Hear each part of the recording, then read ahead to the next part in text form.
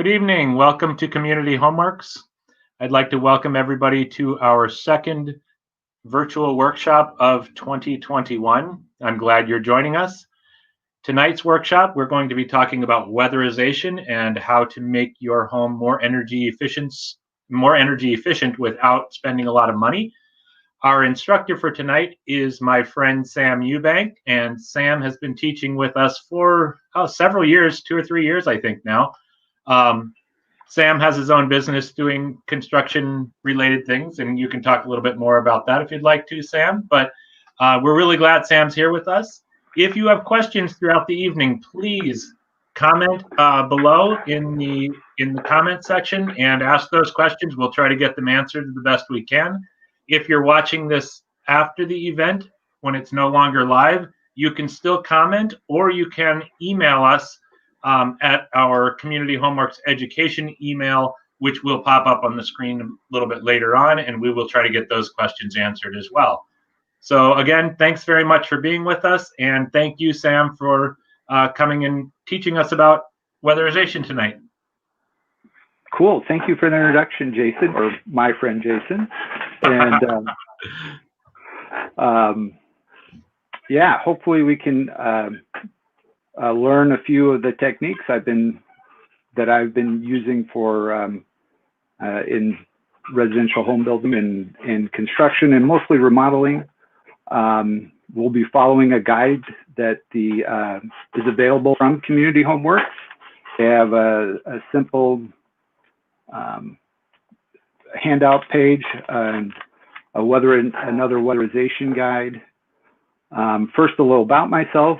I live in Van Buren County, which is occupied Potawatomi territory. I've been doing construction for about 34 years. Probably do that because I don't know anything else to do. And you know, and this is a passion for me, and hopefully people will get excited about weatherizing their home. And why weatherize your home? Well, you know, it creates comfort, saves you money, helps reduce carbon or your carbon footprint, and makes your house more durable. So we're going to just kind of follow along with some simple things you can do. This is just an hour-long class and presentation. We are loading some videos right now. I don't know if we'll be able to get to those and show you. But yeah, and then please, if there's any questions come up, we'll answer those as soon as possible. I've got a few props here. I think they're props, and I don't know if I'm on this by myself or if anybody else is there. But one way that during the winter time, one way that you can weatherize your house is to stop the air infiltration, which is like I was saying, in the winter time, you feel that cold air rushing in, and finding ways to do that, whether it's caulking your windows, sealing your windows and doors, adding weather stripping, using foam and different kinds of weather stripping tapes to reduce that airflow. And so air infiltration is a big thing. And one way to think about that is your house is a large chimney, right? And so with the warm air inside and the cold air outside, that pushes that warm air up, and so you're losing your warm air from your furnace or boiler or however, wood stove, depending on however you heat your house. And then cold air is mainly coming in through the lower part of your house, through your basement or crawl space, or if you have a slab on grade house, at the bottom of the walls. Those are your biggest pressure differentials.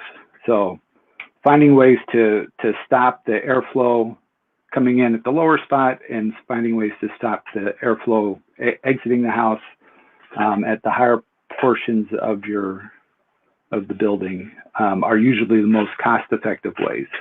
So windows are a big issue, and those are kind of center or typically in the middle part of the wall. You know, a lot of people get that drafty feeling next to a window, and that's part of that has to do with a window not having a high insulation value to it. So,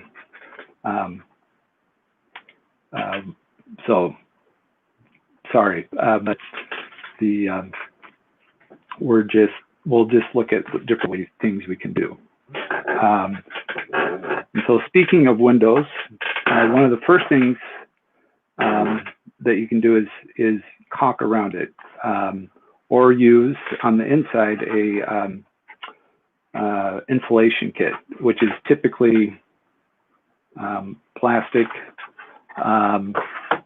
window sheeting. I'm going to back up a little bit. Here's one kind of insulation kit. These aren't the prettiest things, but they are effective.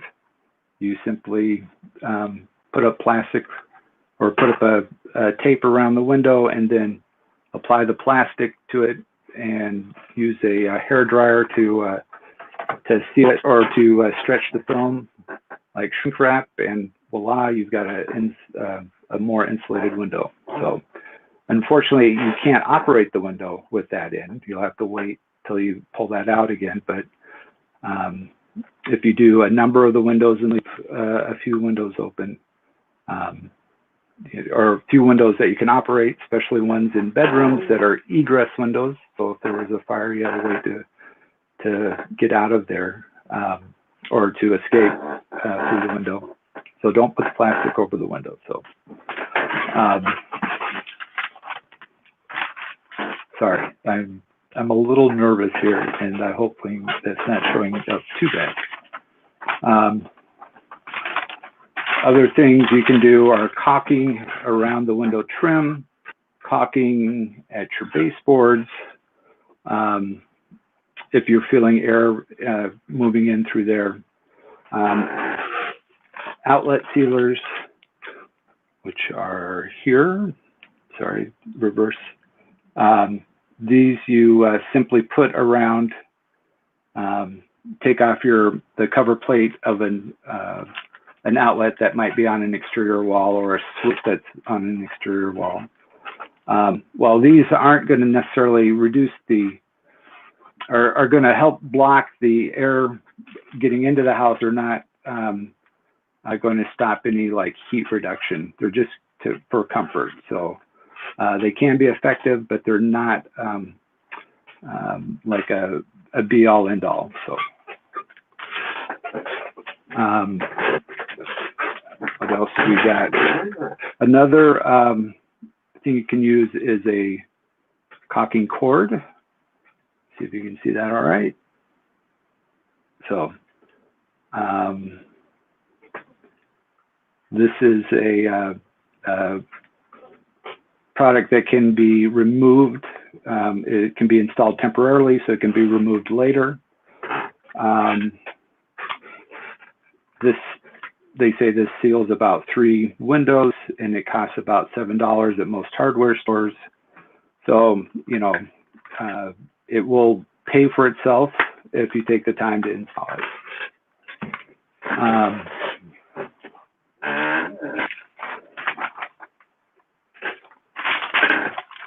I don't know if we've got, and then another thing that a lot of people use for sealing is spray foam. This is the typical spray foam can. Expands to 3 or 4 times its size, fills up large gaps and openings, is good for around pipes or additional insulation in between windows and doors, where the doors meet the jamb of the door or window meet the framing of the house. You can also get a insulation spray foam that will also seal up or has a bittering agent in it. So if you have an issue with mice or other kind of bugs, this will stop them from chewing on it, because they don't care for that bittering agent. And, Sam, I'm wondering if thank you. Does that Go ahead. does the pest foam, does it deter things like stink bugs that people are having in their home quite a bit right now? So I guess it depends on how the stink bugs are getting in there, right? So I wish it did, or for sure. I use it mainly, you know, I live in the country, and there's a lot of mice out this way. I'm not sure if that's a universal thing, but in the wintertime, the mice start coming in and I see more signs of them. And then I find more holes of where they get in, having a foundation that's made of stone, and might have a few more openings in it. So that's what I'm using it for, blocking mostly mice getting into the house. Okay. So, does it have an odor for the homeowner? Like, can people smell it if it's in their house? So all the spray foams, when they're installed, have a certain scent and a slight off-gassing. But once they solidify, then they're typically odorless. So it's not, okay. You won't notice it. So. All right. All right. So these are the typical spray foam can is like this, where you buy at the hardware store. You're gonna take off the top and put on a little straw. It can be very messy. I recommend wearing gloves and clothes that you don't mind getting dirty or whatever. Most of all my work clothes have some sort of spray foam on them. Some a good 5 to 7 years old. That's, you know, so it sticks pretty well. Since I do a lot of spray foaming, I invested in having a gun. This, you know, allows you to control it a lot more, and you can reuse it many times. Whereas once you start with a spray foam can, and you're basically, it's a one-time use. You better have an idea of where you're going to want to use it, or try and use it up. Then it's hard to store. So, what's the cost difference between the disposable cans and the professional thing that you have there? So the cans are like, you can buy really cheap, right? But and anywhere from $2 when they're on sale to a typical price of around $5 each. And I think they're 12 ounces in there. The larger, the 20 ounce is like $20, or I'm sorry, $13. But the gun is another $40 to $50 investment. So you really, you know, I don't know if you'd break even on a house unless you were starting from scratch on the house, if you were going to use a lot of foam for penetrations in that. So the cans are, you know, are more economical for short-term or minimal amount of use, where the gun is for, you know, is an investment that wouldn't pay itself back for a year or more. So. Okay, thank you.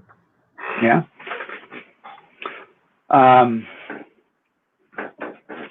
So finding ways to like air seal the house, that's the biggest thing. I don't know if we do. I don't know if we have any videos on air sealing yet or caulking the outside. But we'll, if we have one, if we get that loaded, we'll show you. Okay. So maybe now's a good time to try our first video.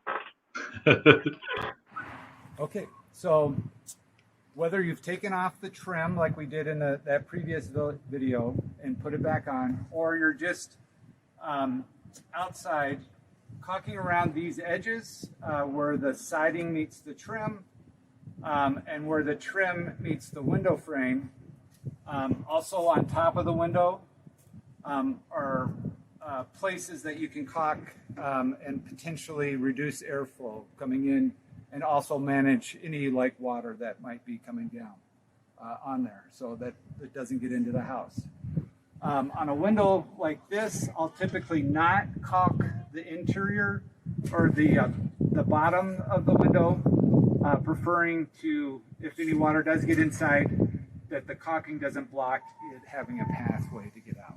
So, and then caulking the windows is just going to consist of getting an appropriate caulking. This is a paint grade latex. Applying a bead here and here, and then tooling it with either your hand or with a caulking tool. So let's just do a quick show demo. And you want to make sure that when you cut the tip, it's not too big so you don't get big blobs coming out.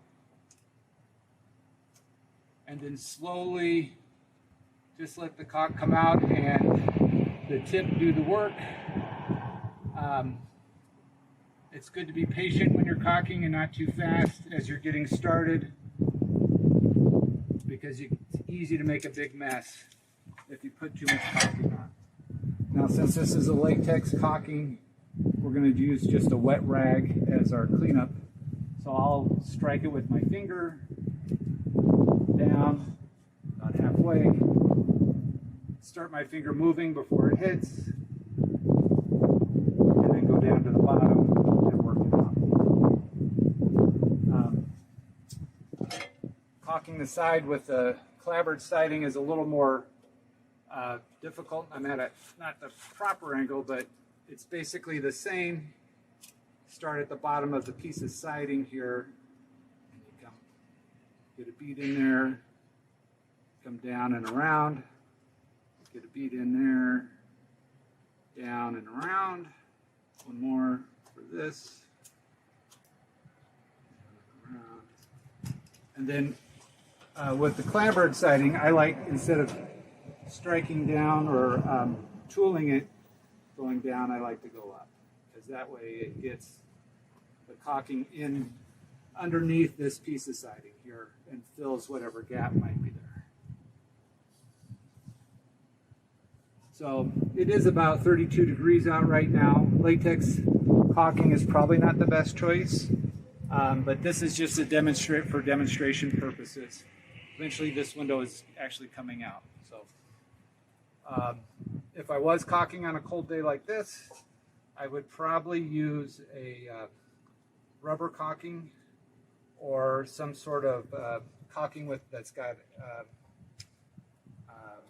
mineral spirits or something like that as its base, so that it will set up faster and not freeze or have the potentiality for freezing. So let's pause. That's good. And Great video. Thanks for that. You did a great job of explaining which caulk to use as well. With doing windows like that, would you use a latex paintable, or doesn't the paintable really matter? So it depends on how it's going to get finished, right? So definitely would use the caulking that's paintable for in that situation, because that was actually a clear caulk, goes on white so you can see it, and then it'll dry clear. You know, the windows and siding there are in need of a new paint job anyways. And so using a paintable caulk would probably be the way to go. So you know, I'm not, there's different caulkings available that are paint grade, the latex like I use there, the rubber ones that you can get, and also polyurethane. So I'm a big fan of the look. Go ahead. If you're shopping for caulk and you need advice on what caulk to get, where's a good place to go, or how would you get that advice? Where would be a good place to find that information out? The people at Gale's Hardware have been helpful in helping people decide what works. So a local hardware store. I don't know of any websites. It's not something I've researched. I found out I've just trial and error for me, unfortunately, sometimes. But we could definitely add some links or add something here to the comment section on the Facebook page. So. Okay, great. I think we also need to call out PJ for his amazing camera angles there. He did a great job of filming you as well. So thanks, PJ. Yeah, he was most gracious at his house. He was doing the filming. So I really appreciate him doing that. It meant a lot, and he did a great job. So hopefully he had fun too. So one thing I'd like to mention though is there's the difference between caulk and sealant, right? You can either buy a caulking or a sealant, or sometimes you'll see a caulk sealant. All that really means is caulking is going to dry out or sooner, and then a sealant is going to stay more pliable longer. So I try to try and fit the caulking to the right project, and I tend to lean to use more sealants if I can, just because they're going to stay flexible longer and last longer. Okay, great. So we've got another video, I think, of on the exterior trim on what we did on the other side of that window. If we could go ahead and go for that. Okay, here we are on the outside of the window, or outside of a window. We were able to remove this piece of trim, and since we did that, we can air seal this, or one way of air sealing is using a piece of backer rod, and it simply is a foam rod that gets stuffed into the joint and expands in there and holds its place.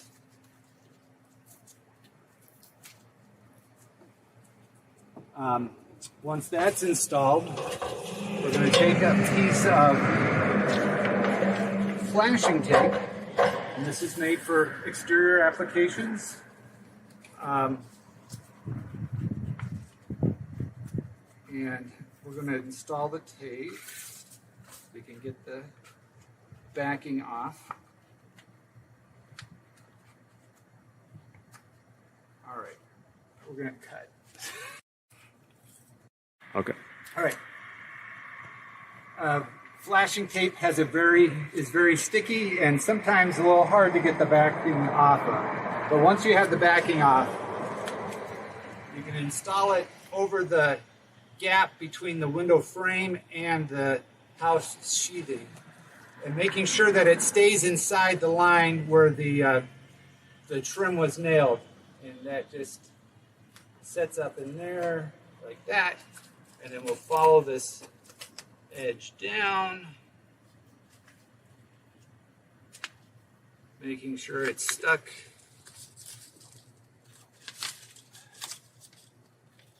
All the way down to the bottom, and then across.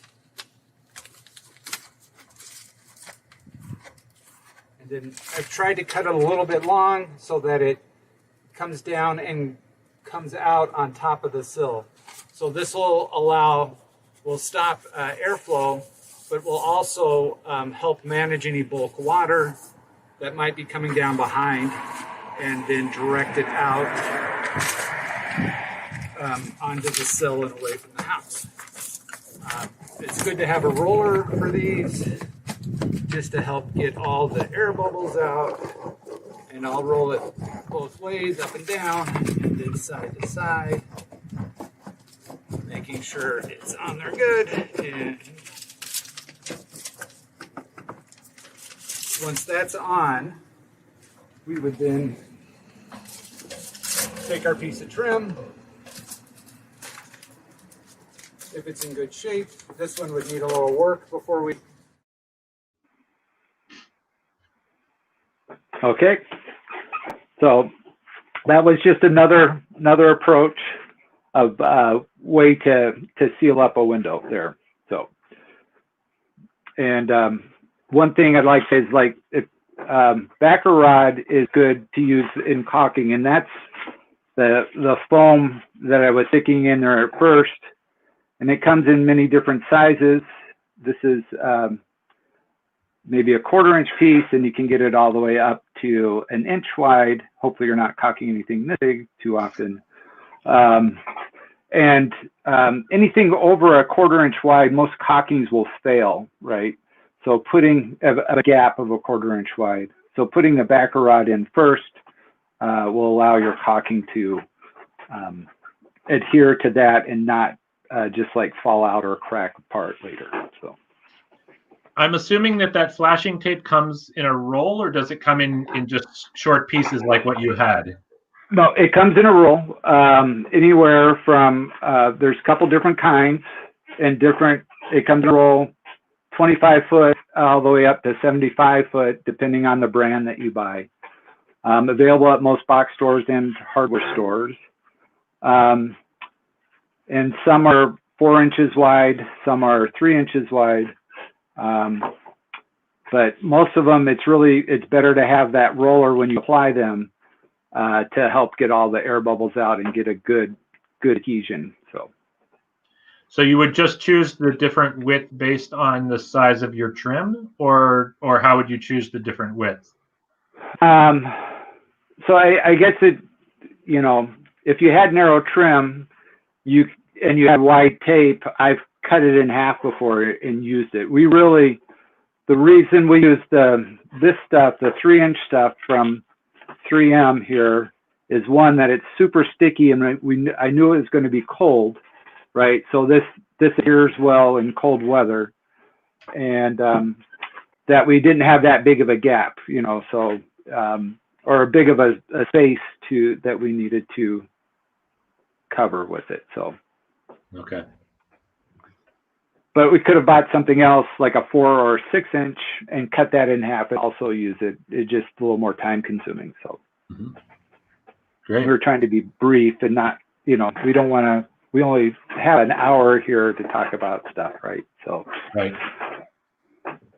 Anyways, if you're able to take trim off, and if we were doing that whole window at once, would have taken the top off too, and made sure that the side piece is extended up, and then the top piece would have covered over it, so that you've got like a waterfall or a good lapping action with all your weatherproofing there. So I just repaired some of the storm windows, the exterior storm windows on my house. I've got aluminum storms.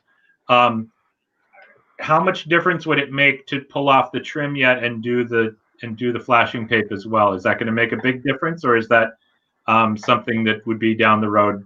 If I'm doing an extensive painting job or something like that, it would make more sense. Well, so it depends. The storm window is going to take care of all that. Hopefully, I'm assuming it's caulked in place. Yes. There. Yeah.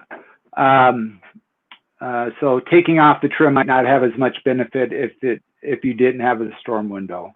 Okay. And also the nature of the windows at PJ's house, taking off it's going to work better to take off the trim and put on that weather stripping around the whole window, just to stop any water getting in there. So if that's an issue, if you've got water getting in behind the siding and that can help direct that water back out so it's not getting into the window or into the house or rotting some of the framing members. Got it. So, but yeah, it's going to give you better performance, but it's a trade-off with how much work that you want to do. Okay. Thanks.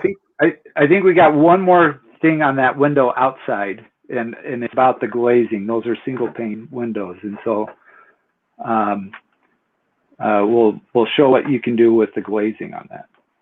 Or this one's really short. So on these windows, this is a single piece of glass inset into the sash or frame of the window, and then putty is holding it in. And this putty has dried out as it does over the years. Putty's good for 10 to 20 years, depending on how it's installed, and needs to be upkept. So, and then you're going to end up having air leakage around the window coming in. And so one thing you can do is remove the putty and replace it. So we'll show you what that looks like for replacing the putty. So here, the putty's been removed. That dry putty has been removed, scraped off in a lead-safe manner, and you can get that guide at I believe at Community Homeworks. And then a new glazing, as it's called, putty has been installed over that. And it's simply putting on the putty. There's a lot of videos out there on how to do it. Maybe they'll have a workshop at Community Homeworks at some point in the future. There's also the Historical Society in Kalamazoo that has occasional workshops also. So this is a little more involved in weather stripping, and not the best thing to do during the winter time. But if you do have one of these interior storm windows, I've worked on a window where I had to remove the sash, put the interior storm window in for the day, and then put the sash back in at the end of the day. So didn't let all the hot air out of the house.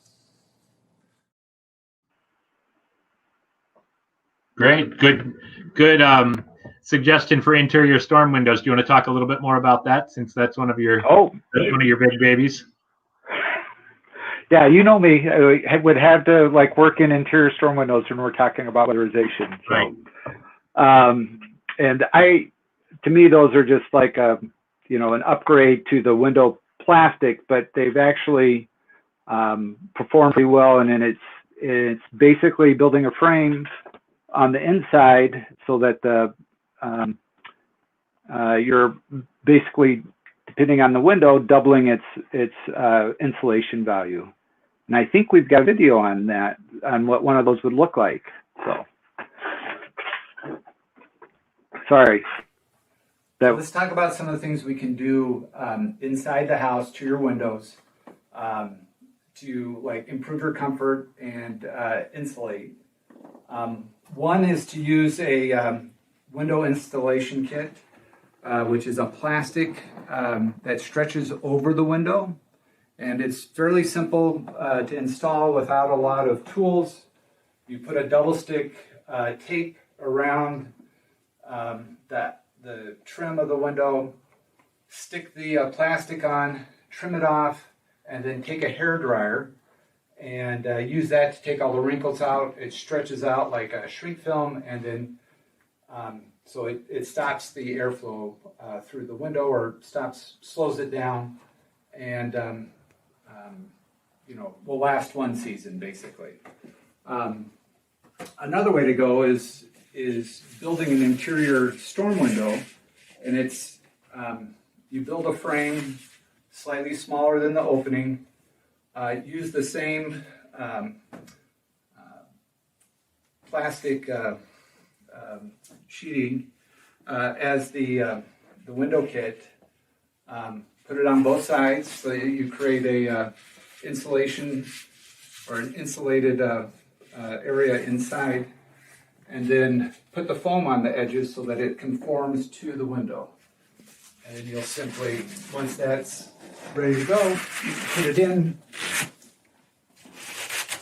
Nice snug fit. The foam fills all the irregularities around the inside of the frame, and then you've got a nice reusable.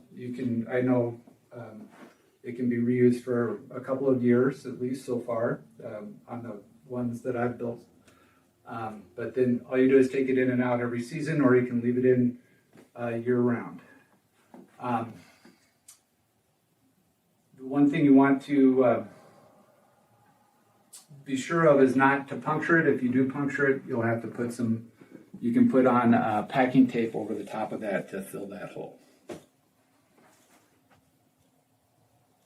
I was going to make a crack about the window to Jason, but I'll let him decide or figure that out.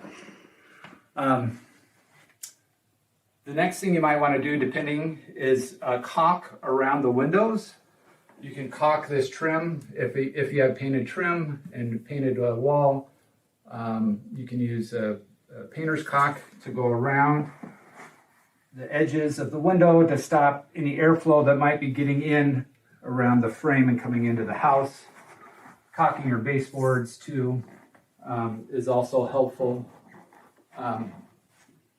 What some people like to use is a caulk rope, and this can be taken in and out every year also.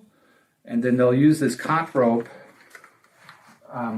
to use around their window frames or the sash frames themselves. And you can see here that this was the caulk rope was put in, and that seals between where the frames come together, and it can be run up the edges here to seal where the frames meet where the sash frames meet the window frame. This can be removed at the end of the season, so then you can open the window up again. But one thing you want to make sure of is not to put it on a window where you need egress to get out, say, out of a bedroom. So those are some of the things you can do, and we'll talk more about it. And if you got any questions, we'll get it in the comments. Great suggestions there. I really like the interior storm windows. That's a project that Sam introduced me to, and we've offered as a workshop at Community Homeworks in the past. I'm guessing we won't be able to do that this year because of COVID, but keep an eye out for maybe next winter we can offer it again. We'll keep our fingers crossed that the COVID stuff is all done.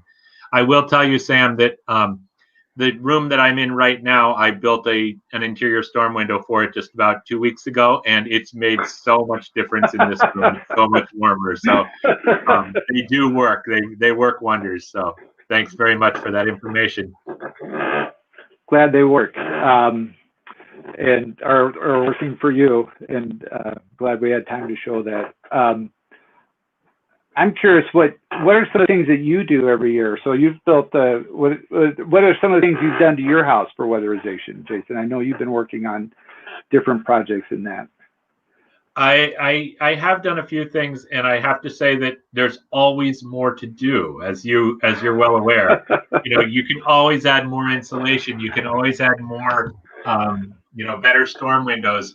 We did offer a workshop, a virtual workshop, about a month and a half ago with Julie from Gale's True Value, where we were talking about storm windows for the exterior storm windows. And she was talking about how to repair them and how to repair screens and so on. I spent a lot of time this past, just the last few weeks, repairing and replacing a few of my old aluminum storm windows. I did find that the previous owner did not caulk them in place. They just sort of stuck them up and screwed them fast. So I think it's probably helping just to take them off and put caulk around them as well, caulking them into place. But I also found that some of my older ones were in such bad shape that it made more sense to replace the entire unit instead of trying to replace all the weather stripping around and replace, all that kind of thing. If folks do need to replace pieces on their aluminum storm windows, Gale's True Value does stock all kinds of the little latches and springs and the pivot pieces at the top. They can replace glass in them. They can do all kinds of stuff like that. So it is possible to repair those old storm windows, but sometimes it's more cost effective to actually replace them. So I did replace a couple of mine. Another big thing that I did a few years ago, I think I had 3 inches of insulation in my attic. It may have been a little bit more than that. And I actually built a floating floor in the attic because I wanted to be able to access the attic. It's a walk-up attic. So I built the second floating floor out of 2x6s on top of the attic floor so that I could add another 6 inches of insulation on top of that. and that's helped a lot too. But yeah, there's always more to be done. This might be a good time to also mention something that came up in our workshop last week about whether you want to try to seal up your attic or not. Can you address that a little bit? Sealing up your attic. Do you want to keep your attic so sealed that air isn't coming in there, because that's the top part of your house? So do you want the cold air coming into your attic, or do you want to keep the cold air out? Which is best? It depends on how your attic's insulated, right? Typically, and the way builders have done it is your top, whatever the ceiling on the uppermost ceiling of your house is, that is where your insulation layer is for the top of the house, right? And so anything above that, it doesn't matter, and you want it, but you also still want to have good ventilation in the attic too. So if your insulation is on top of your ceiling in that, and your edges are well sealed, and you've got say air, what they call baffles, for allowing air underneath the roof at the edge of the house, then yeah, it's okay for that air to be up there, to be cold or whatever, to be more closer to whatever the outside ambient temperature is. So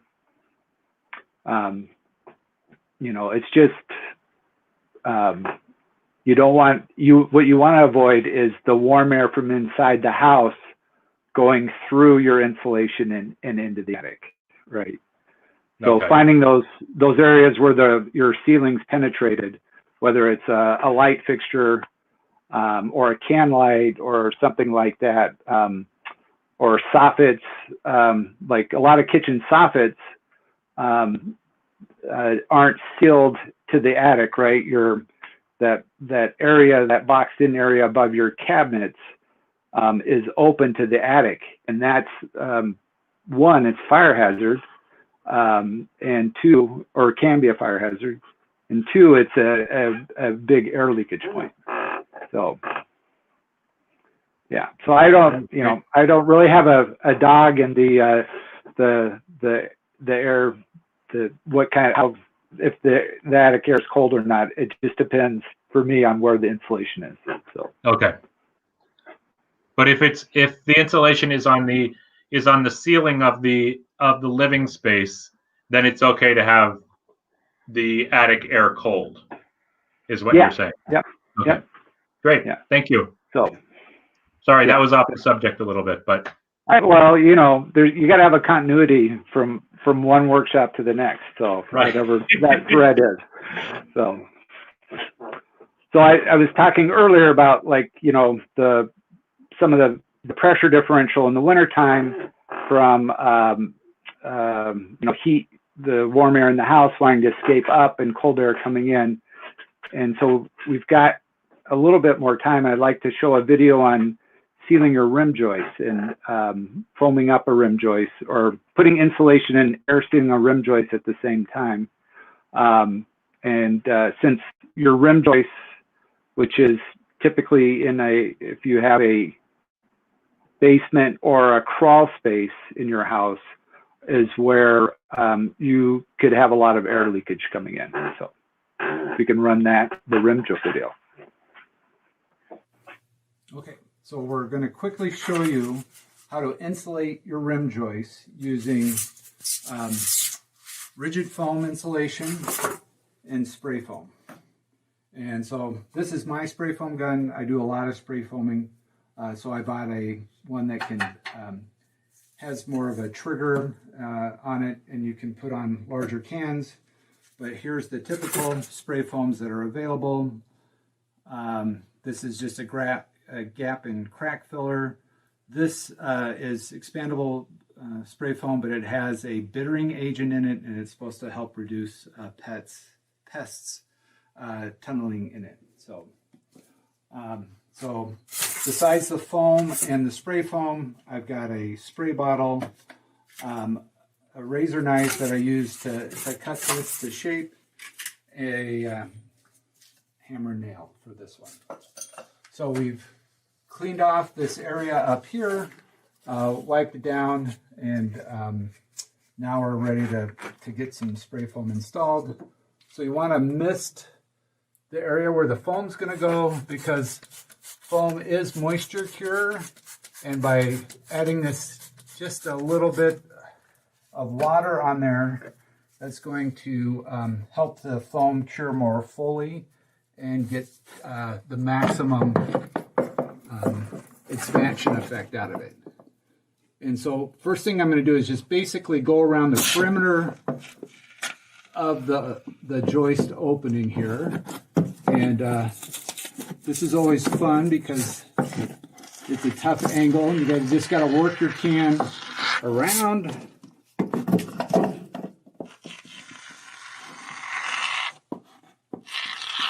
So we have a 4-minute, basically a 4-minute limit on these videos. So we're doing this quickly to keep it under 4 minutes. Let's see if we can. A little more up here.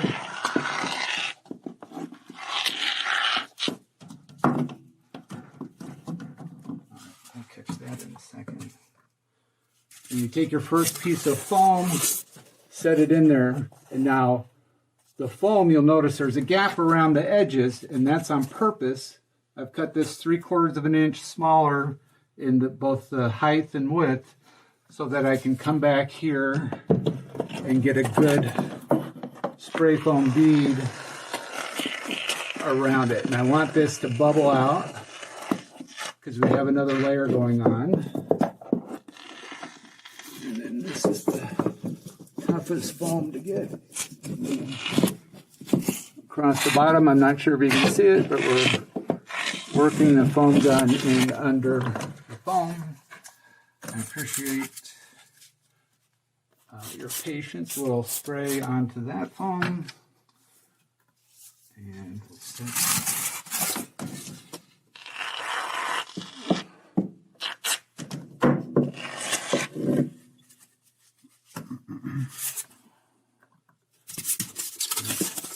up here. So make sure to wear gloves and your safety glasses, so you don't want to get any of this in your eyes. And the foam is, once it dries, or even after it dries, before it dries, it's pretty hard to clean off. So I just didn't want to get it all over my hands there.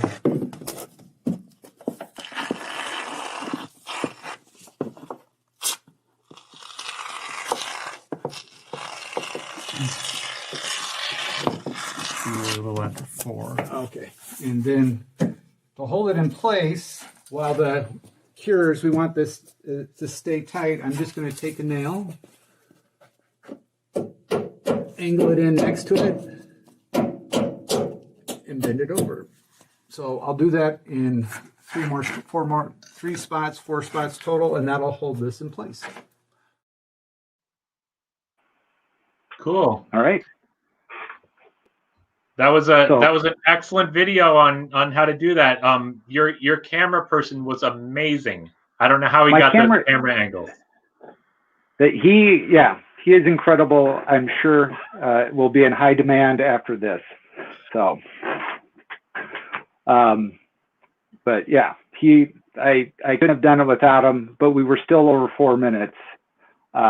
Where we tried, I don't think any of our videos, except for the last one, is actually under 4 minutes. So, and I want to say thanks to Kaylin at Community Homeworks for working and getting these videos loaded at the last minute. So I really appreciate the hard work you guys do there. So, and thanks to Kaylin.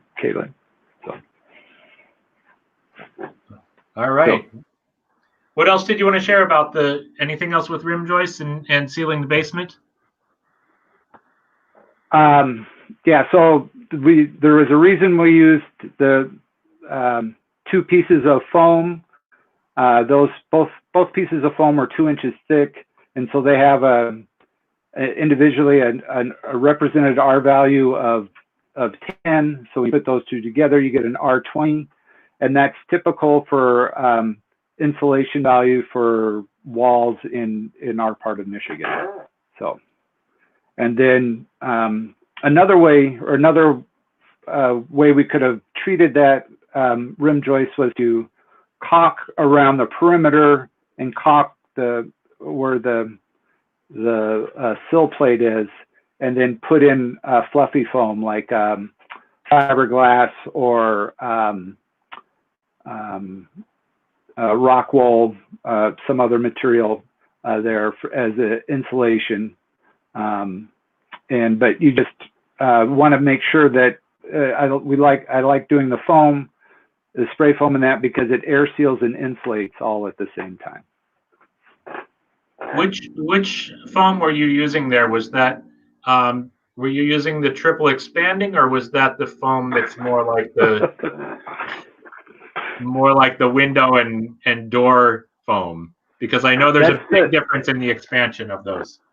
Right. So that's window and door foam. That's just one. That's what was in my gun. I didn't want to change my chem. And two, I really don't want to make a big mess, right? I just want to use the appropriate amount of foam. And I just recently found how effective that by simply misting something before you spray foam it, how much more effective that is in the foam, like expanding and curing in quickly too. So. And you said that was just plain water that you sprayed on? Yep. Yeah. Very lightly, just enough to like cover the surface. Oh, great. With the mist. Great. That was new information for me. All right. One other question with expanding foam: how do you get it out of your hair when you drip it on your head? With scissors. I think actually acetone is like is something that'll break that down, but I've had to use scissors. So just the whole thing of working over your head there, it seems like a natural to get it on your head. It happens, yeah. I mean, so yeah, you learn to like try and keep everything at an arm's length as best as possible. So I think so. We're almost at an hour here. I don't know if we've had any questions on Facebook or not, but we do have one more video. I don't know if you want to show that or not. All right. Let's see what we can do, Kaylin. All right. So one other quick weatherization tip here. Here we have the penetration of the water line going out through the block to the outside. So you want to seal this penetration where it goes through to block air and insulate coming in, and then we can also put pipe insulation on this pipe. It's not necessarily the hot water pipe, so you're not losing heat to it, but it will also stop condensation from happening in the summertime. So, got back with our spray foam. Be able to just go around it. This opening is big enough, and just spray it in. Now I took my gloves off, but hopefully I'll be all right. And then this pipe insulation, make sure you get the right size for the pipe, and there's a split. And so you basically just split that around the pipe and slide it on.